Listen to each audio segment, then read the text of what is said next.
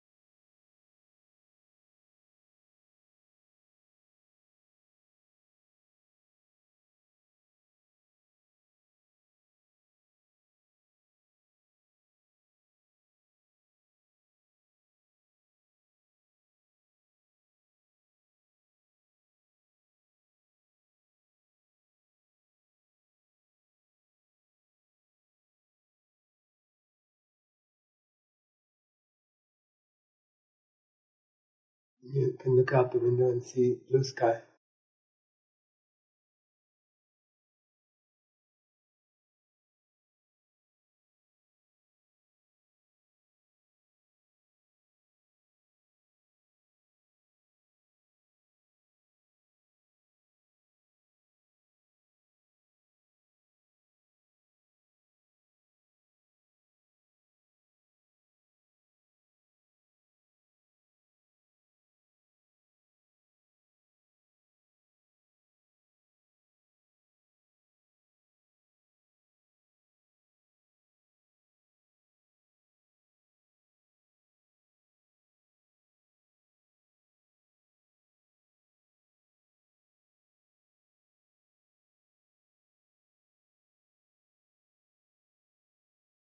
And picture your teacher sitting in front of you. Your own heart teacher, whoever that is.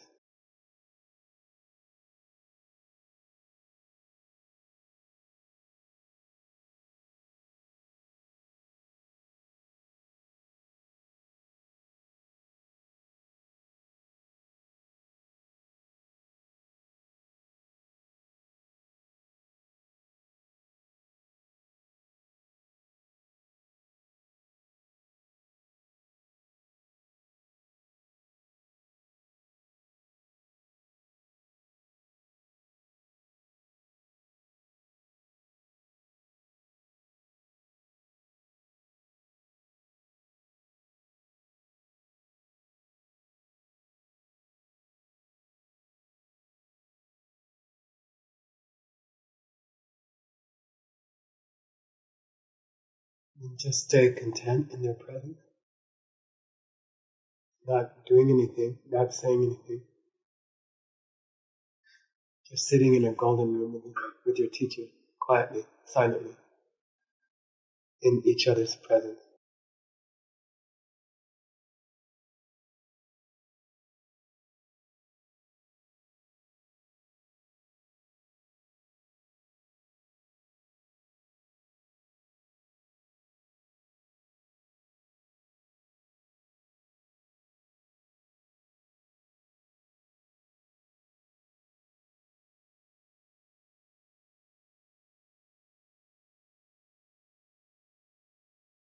the object of this meditation is the feeling of being in their presence.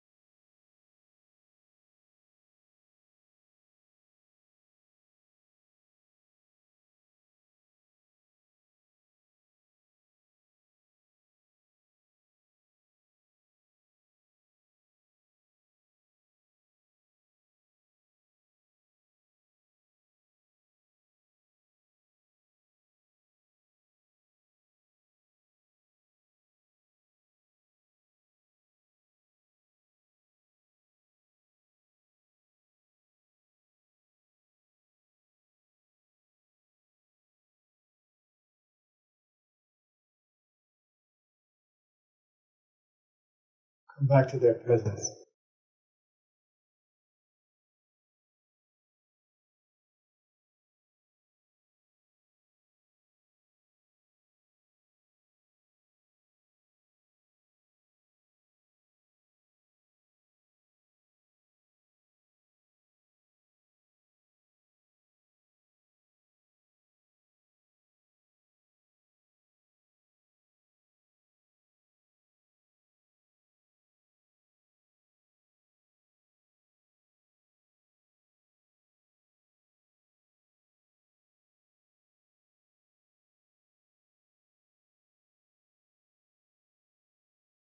Then slowly come back to this room.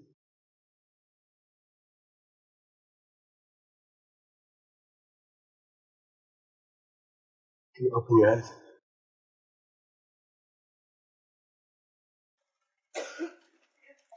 So, yesterday we left it at, BSAM PA'I STOBS, which was the first cook in the road.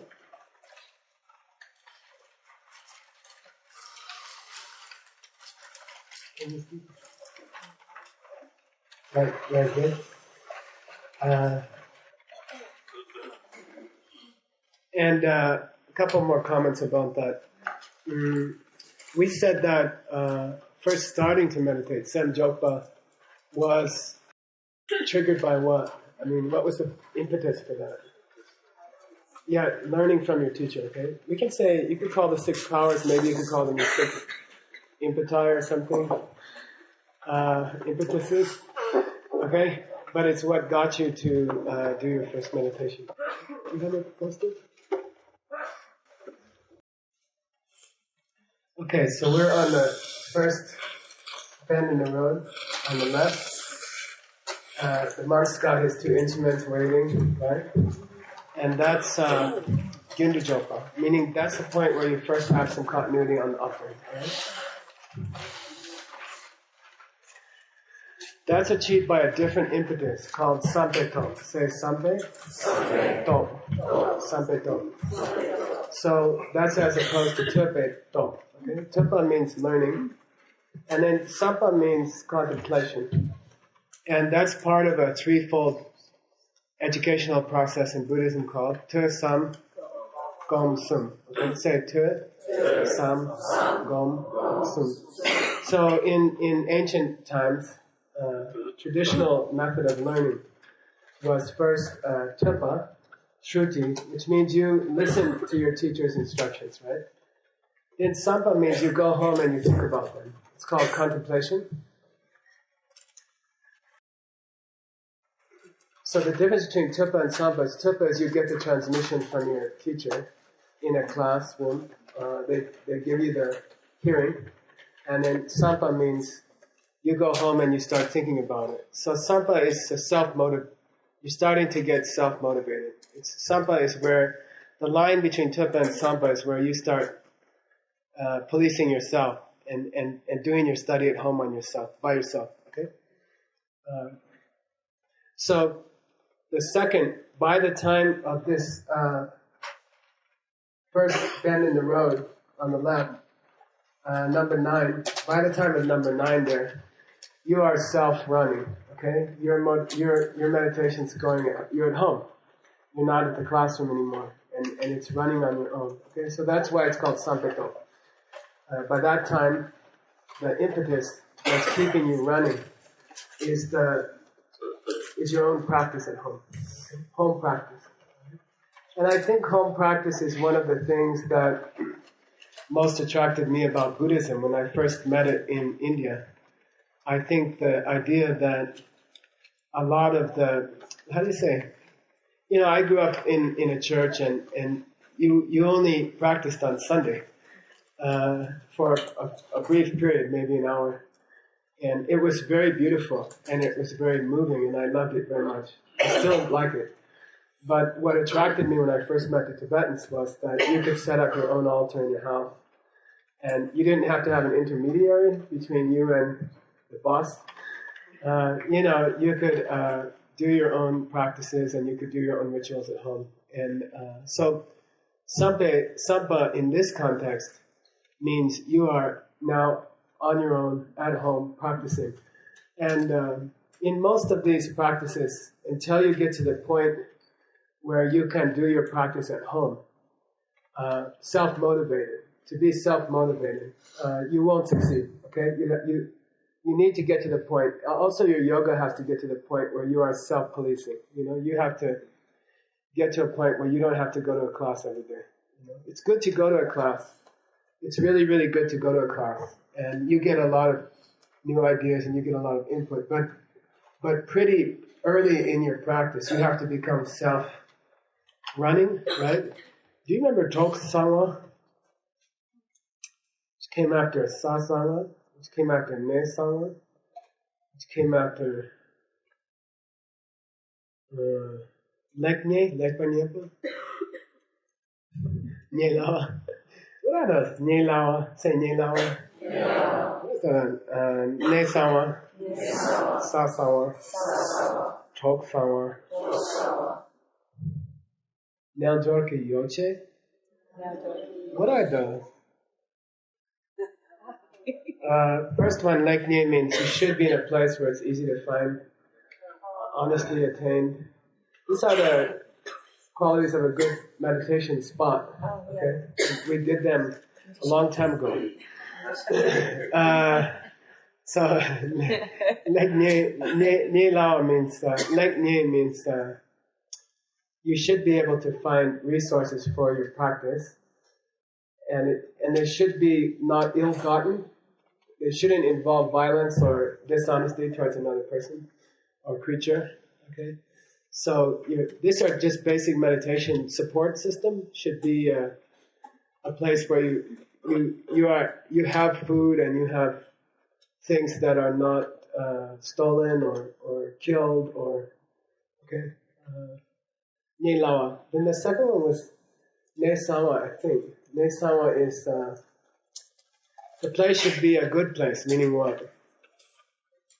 It should have been blessed by the presence of holy beings. Okay? Or at least the text said, shouldn't have been cursed by people who broke their vows there, or caused a schism in the Sangha, for example, there, or some kind of bad event there. It shouldn't be a place where something bad came down. So the place you choose for your meditation should be a place, if you can find a place which has been blessed by the presence of other retreatants. Like I was in Mongolia doing some practices, and I was in a hermitage in the mountains, and people had been doing meditation there for hundreds of years, and you could feel it, right? So they say at least avoid a bad place. Okay, I think in America we're mostly new places now. Like Diamond Mountain is just getting to feel different, but it'll take time. It'll take a couple of generations maybe. So Ne Sama, and then Sa Sama You know? A good place, a good area, in the sense of what? Shouldn't be too cold. Shouldn't be too hot. You know, you should have hot water. The toilet should work. You know, stuff like that. But mainly it's that it shouldn't be out of the range of comfortable living of a human being. It shouldn't be so cold that you get sick. It shouldn't be so hot that you can't concentrate. Sasawa. Then I was talking about Joksawa. What's Joksawa? Jokpo. What's Jok? That was included in the last one. Yeah, he said correctly, it shouldn't be a place where you have bears breaking into your cabin, scorpions crawling over your bed. Joksawa means good friends, right? You should have good meditation companions. Right? And what did this mean? Yeah, who said it? Yeah, they should be heavyweights. Okay. The text said, looks like mafia from the corner of your eye. You know, you walk into a restaurant and there's a mafia guy there, and I was in a tea house in Japan, and the Yakuza guys walked in, and you don't go like this, you know. You drink your tea and you kind of like, you know, you watch them, but you don't stare at them, because then you get a tattoo. But anyway, so in the text it means you should have meditation companions. It says very good. It said especially beginners, and it said at least 3 of you together would be good. But then it said they should be heavyweights, right? They should be serious people. Serious, hard, I like to call it hardcore practitioners. And if they're not, then they're just going to waste your time. You know, they're going to drag you down. They had a rule in my coach. I played tennis in high school. There was a debate whether it was a varsity sport or not, because it was too wimpy. Yeah. Then the coach, during season, the coach had a rule that you were not allowed to play tennis with anyone who wasn't better than you. It was a rule, you know, and especially not girls. So, you know, he just had a rule that you couldn't, if you played anybody, you had to play somebody better than you during the season, you know. And it's kind of like that with meditation. You shouldn't be meditating with people who are not serious. It's good to meditate with others, but if they're not disciplined and they're not working hard, then they're gonna just make you lazy, you know. So when I say home practice, it's good to do home. You must learn to do home practice, and hopefully you could make a connection with some people that you could meditate with, that you could practice with. But what I wanted to say was, don't wait for them. You know, like you could say, let's meet at 9 o'clock on Wednesday, and if they're not there by 9:05, then start meditating. Okay, and if they're consistently not show up, then just stop and do it on. You know, you have to be self-running.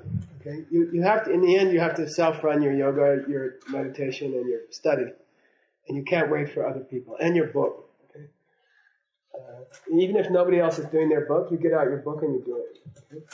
Okay. While we're on the subject, what was the last one? Nyanjorku Yoche. Huh?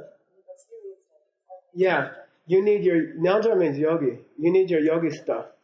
Yogi stuff. Yogi stuff means your poster with the notes on it. Okay? You need your notes. Okay? That's why the teacher went through the whole class thing, was that you would be prepared. So the yogis' necessities or yogis, what do you call it? Yoje can mean furniture in a house. It can mean your clothes. It's the stuff you need to be what you are. So yogi stuff is your training. And you have to have with you your reference, your notes, your poster, what you learned. And it has to be ready. Someone has to have trained you. And that's the last, I think it's 5. If I'm not mistaken. Maybe I missed one. I don't think so. Okay. So we were at RGYUN DU JOG PA. And what I wanted to say was, so you have, by this time, that is achieved by self-motivated practice. Right? Is this more irritating for you to hear my, or should I clip it on here and you can't hear me? You like the clip thing? Let's have a vote. How many go for the clip? All right. Problem is I find myself talking like this, and then okay, we'll go for the clip. I have this theory that the big exhalation things wake people up. But anyway, so now we're ready to talk about the first of the 4 modes. Okay, the states of mind. Okay, we had what? We had 9 levels, 6 powers, 4 states of mind, 5 problems, 8 fixes. Okay, so now we got to our first state of mind. The first 2 of the 9 levels are achieved by something called Jimde Jukpa. Say Jimde Jukpa. Jimde Jukpa. Jim is a tough word in Tibet. Jim means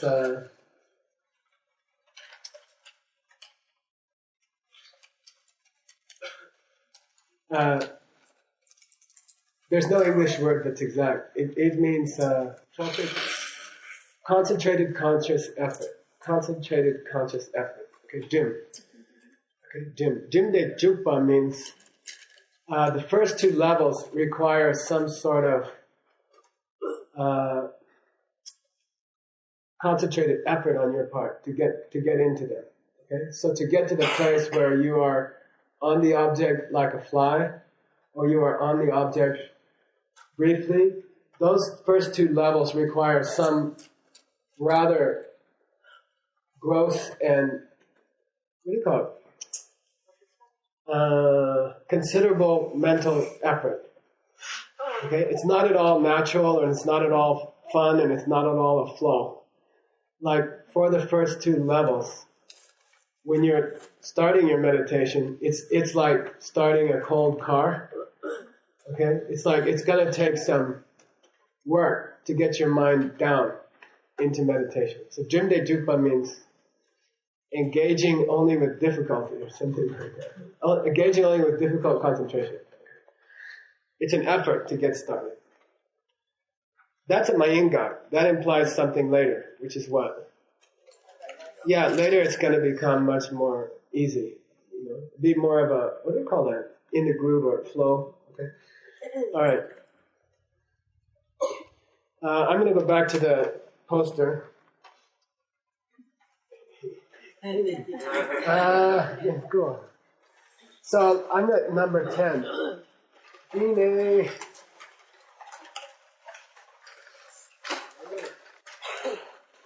Kone.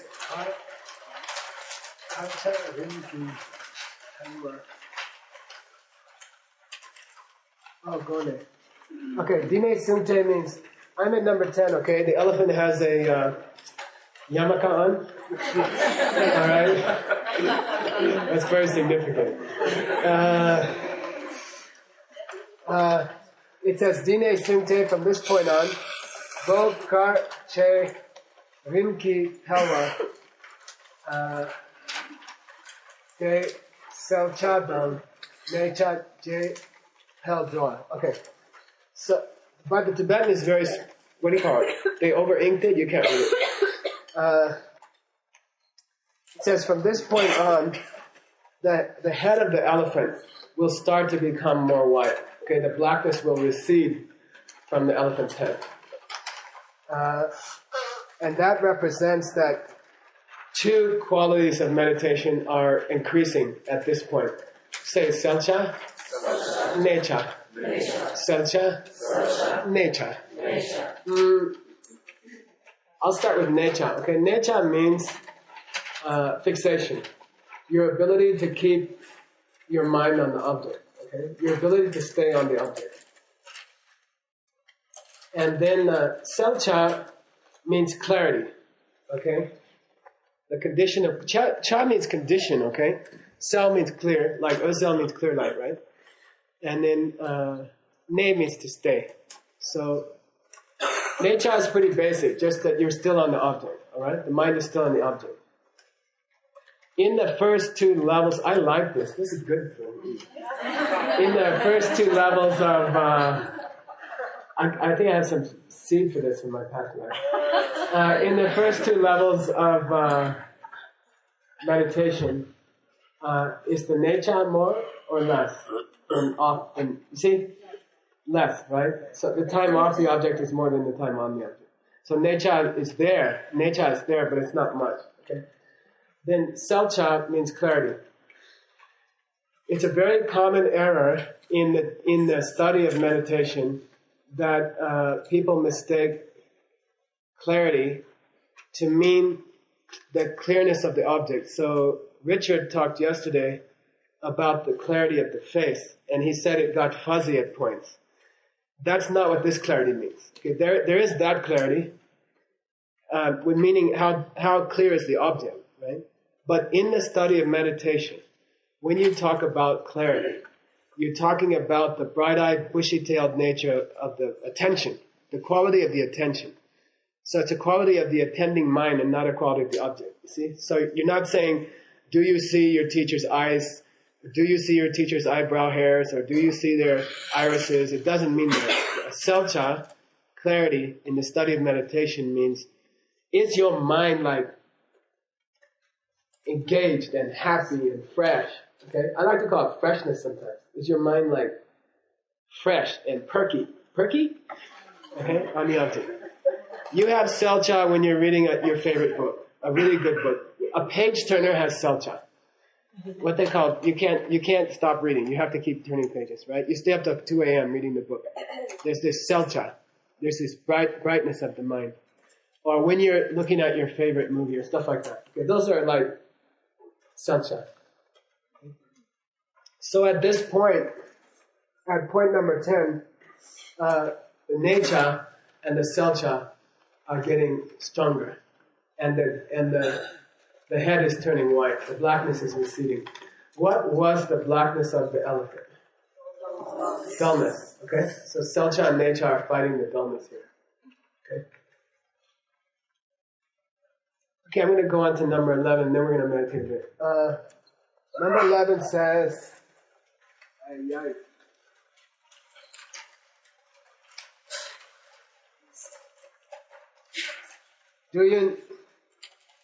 let me see how I translate it. Okay. Doing na gupe yotsen. So, say doing na. Doyun means dupe yunten means kama guna means objects of the senses. Okay, objects of the senses with a negative connotation. Dupa means attached to the Starbucks coffee or something. Dupa means desire. Okay, so objects of the senses, but with a negative connotation, like attachment to taste, attachment to sounds, like over-attachment to music, over-attachment to donuts. That's a duyan. Okay, so duyan nga means the part, and then gupa means agitation, but in a special sense, which was towards something you want, towards something you like. Okay, so you can also get agitated mentally about someone you don't like, but that's not what agitation means in the study of meditation. Okay. So agitation. So doing 5 objects of the senses with regard to meditation as objects to which your senses will be drawn away from your object of meditation. So try to meditate with someone sticking McDonald's French fries under your nose. You know, it's not possible. Like they talk about, what's this dra something gitsema? What's that mean? Dra something gitsema yin. What's dra? Dra chichen. Yeah. Sound? Something? Meditation. Serma means cactus thorn. We had it. Okay? What's that mean? Dra something gitsema. What's the sentence mean? Yeah, sounds are the cactus thorn of meditation, meaning they ruin your meditation automatically.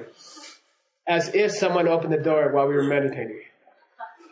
By the way, if you come late to meditation,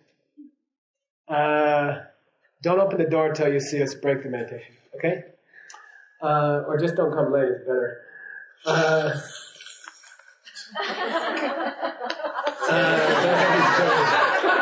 In the monastery they use an electric cord, okay? And I'll tell you, it don't feel good. Okay, so anyway, so what he's saying is that this is cool, okay? He's got traditional representations of the 5 objects of the senses, which you normally see in tankas as being offered to the Lama in the picture, okay? But he's ripped them off of that context and put them in this context. It's kind of cool. So here you have it in the Heart Sutra, right? Sugme, what is it? Sugme, Dame, Chime, Rome, Rekchame, Chumedo, right? Sugme, Dame, Chime. Sugme means the mirror represents, because a mirror reflects all the visible objects in the world. You turn a mirror on anything and then that object jumps into the glass, right? So the mirror represents attractive objects of the eye. Okay? Like, don't meditate, don't put an altar clock on your altar that looks like that with the paisley and then meditate in front of it, you know? Because there's this thing, you kind of crack your eyes and then suddenly this paisley is jumping at you, okay? And then the mind goes to that object. You see, the mind, if in front of your eyes you have some people meditate better with their eyes half open, okay? Like they go like this and they look down. But if you're going to try it that way, which can be good if you tend to get sleepy, okay? Do that, but put a very plain colored object, solid color in front of your eyes. And because if there's any kind of a design, then your eye will be caught. And that's the meaning of the mirror, okay? The eye being caught by visible things, okay? Then these are tingshak. Say tingshak. What's tingshak? Ding. Those things on string. Ding. Those are tingshak. Okay. So they got 2 tingshaks here, which is object. They're going in the Heart Sutra way, right? Eye, ear, nose, tongue, body. Eyes, ear. Where's nose? Oh, right here, okay? Yeah. There's a conch shell right around number 16. Right above number 16, there's a conch shell. And in Tibet, it's traditional to put water in it and put saffron in the water. Okay? In the opening of the conch shell. So that represents what? Aromas or fragrances. I find smells more distracting than sound. You know, there's some meditation centers I know that prohibit perfume, for example. I find it, or donuts. We were doing, we did a hot yoga class in where? Taipei, and it's just over a Youjiao shop, which is like a Chinese Dunkin' Donuts, and it just seeps through the floor, and you can't concentrate. Okay, at least I can't concentrate. Then these are 2 peaches, okay, kambu, and it means taste, okay, distraction by taste. Personally, I like to brush my teeth before I meditate. You know, if you eat something sweet and then you meditate, it can actually distract you, I think. And then this is called a nambu. Nambu means a bolt of Varanasi silk, okay, which would mean what? Yeah, objects of the touch. Okay, so those are the 5 objects of the senses. Okay, he's put them in the picture. And these represent potential candidates for agitation. Potential candidates for agitation. Those 5 objects of the senses. Yeah. A bolt of silk to the left of number 10. So I think hopefully you're withdrawn from the senses, pratyahara, right? Hopefully your mind is withdrawn from the objects of the senses during meditation. If they're not, then you're going to get distracted. Okay? Your mind will go. Could they be yikiyo? Could they be dharma dhatu? What's dharma dhatu? Dharma dhatu is the object of the mind. Right? These are the objects of the five senses. Dharma dhatu is the object of the sixth sense, which is the mind. Could these exist in the dharma dhatu? Yeah, there's a famous thing, all physical objects are divided into two. The outside ones and then the imagined ones. So if you're dreaming about a maple-covered donut, that's also, okay, got it? These objects of the senses, it doesn't mean you're smelling french fries during meditation. If you're thinking about the taste of a Whopper, then that also will distract you to the dharma dhatu sense objects, the ones that are just imagined. All right, we're going to do a little meditation. Watch your breath.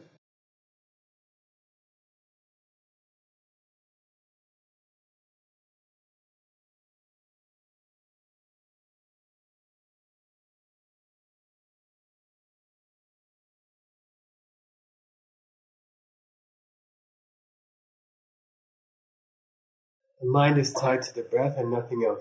There's no other connection to any other object.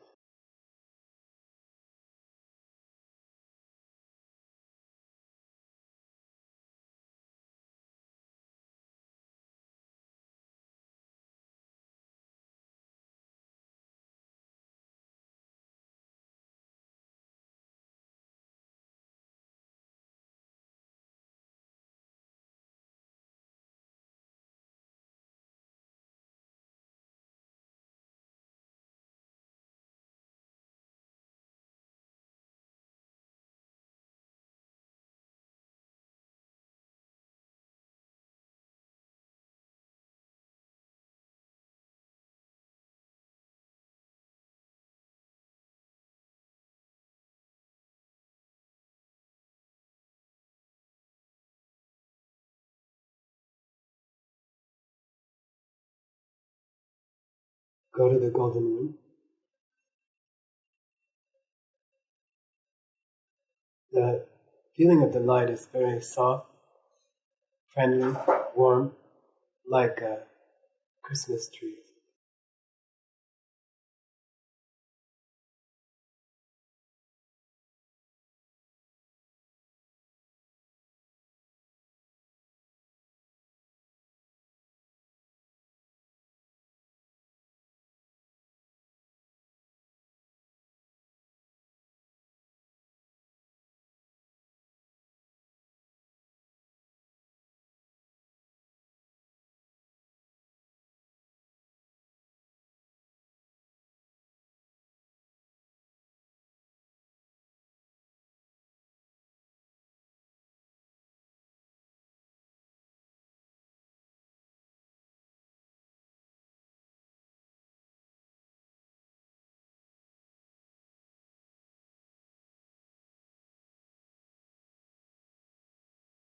You can see the sky, the blue sky out the window.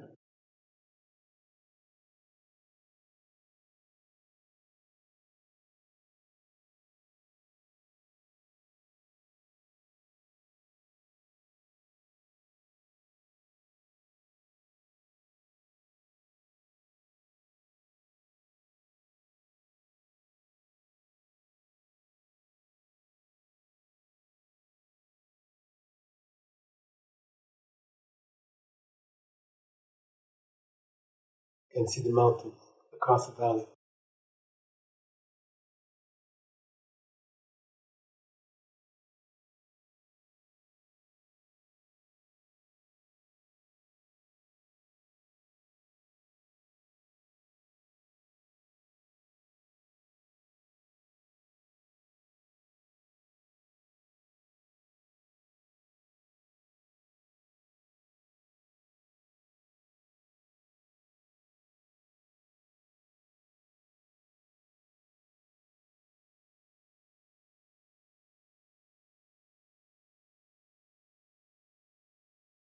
And your heart teacher comes to sit with you.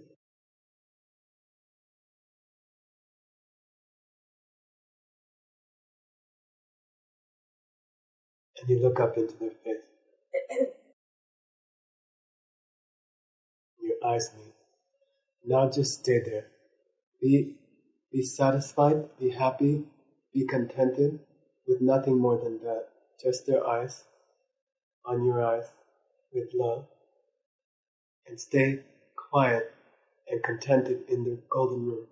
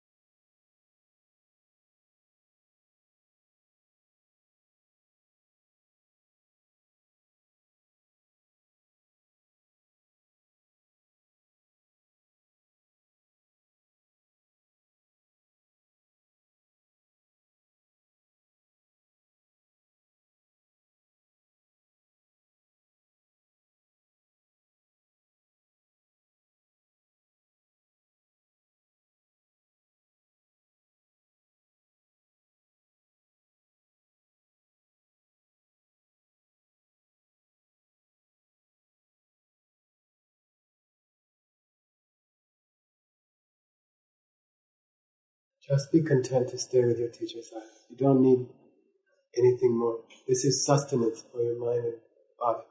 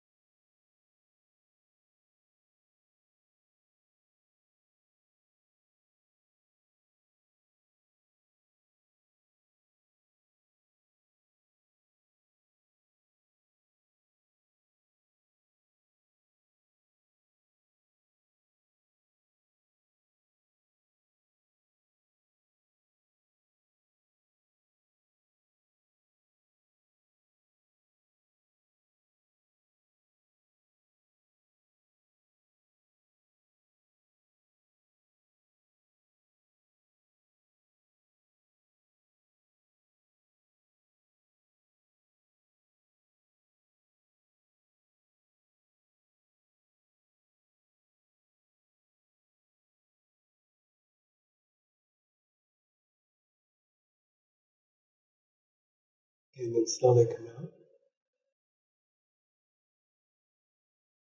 And open your eyes. It's good, you're doing good. You feel a concentration, right? Feels good. Feels good in the room. And we'll just keep going deeper and deeper and more frequent, okay? Generally, if you can't sit in a room quietly for 5 minutes without doing anything, you're going to have trouble meditating, okay? And it's a modern disease, right? I don't know if it's a modern, maybe it's always been that way, but people are just hyper, I think computers have really, I was one of the first people to I bought a laptop, an army laptop. It had 2 floppy disk drives. One had the program, one had the data. And it was $5,000. And I'm not sure they're a good thing. Okay, but anyway, we have to balance that with meditation. So generally, if you can reach a point where you can sit in a room quietly by yourself without picking up a book or turning on the internet or listening to music, or can you just sit quietly in a room by yourself for even just 5 minutes and just be content in it and enjoy your life, and not in a lazy way, okay? Not like in a, what do you call it, lassitude or something, not laying around, but bright and engaged and happy and present, without a laptop or cell phone. That's a sign that your meditation is getting better, okay? And if you can't do that just on a normal basis, you're not going to be meditating well. I don't think so. Also, the condition of your room reflects your meditation. We went to China. We went to Zhuhai. And we went to a special school. And they want to put the diamond cutter into the universities. Beijing University and Normal University and some other universities. They want to put diamond cutter courses. Then they showed us the psychiatry department, psychology department, right? And they had sandboxes. And I've never seen them. They're waist-high boxes, and they have sand in them. And then on the wall there are shelves of toy soldiers, dinosaurs, little Buddhas, SpongeBob, everything that you could imagine, and little houses and trees. And then children come in, and they can contour the sand any way they want. And then they go to the wall, and there's thousands of little figurines. And then they take, like the army guys, or they take cars, and then they build a scene in the sandbox. And it's a therapy. Yeah. And Christine Walsh was very familiar with it, and so they were like freaked out because they were very impressed. But they had photos of all the children standing in front of their own creation. And it was just like seeing somebody's room. You walk into someone's house and you say, where's your room? And they show you to their room. And then you can see the state of their meditation in the sandbox of their room. If everything's just random and scattered around then the state of mind is that. It's a reflection of your state of mind. It's a sandbox. Your room is a sandbox, right? So, my teacher comes into my house and they just start picking up things. Like for 20 minutes, it's just this thing where they're putting things away, picking up things, cleaning things. And, when I studied dance, modern dance, Zeva, so she would not teach the class if there was anything in the room. She would leave, and you had to pay for the class. So if there was a purse against the wall or a T-shirt hanging somewhere, she would take your money and leave. And so these are ways that you can tell how your meditation is. What's the condition of your room? And do you have the capacity to sit for 5 minutes still, quiet, engaged, and not do anything else? Okay? Then these are little measurements of how your mind state is.